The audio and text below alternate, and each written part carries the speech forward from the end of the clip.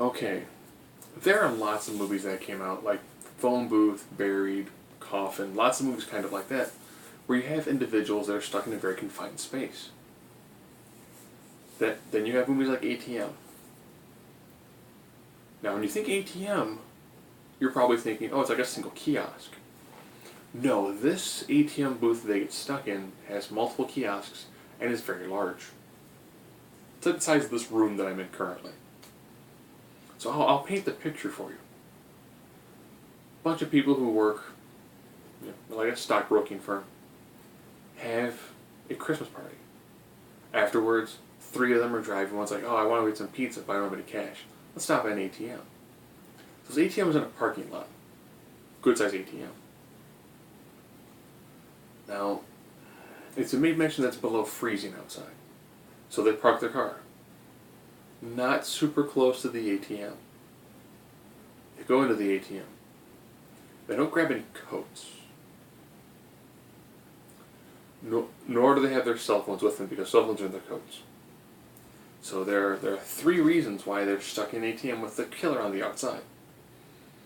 They didn't have coats, they didn't have cell phones, they also did not park their car close. So you got 3 people who are trying to struggle to survive because it's freezing inside this ATM. They show the temperature every now and then and the time. So it's freezing. They're not getting along, primarily because they're freezing, but they're all relatively successful professionals who didn't decide to either one park the car close, grab coats to go inside. I mean, one person goes and has a problem, someone else goes in, the third person. So they actually walk in sequentially, but none of them decide to grab a coat. You know, the struggles on the inside are decent.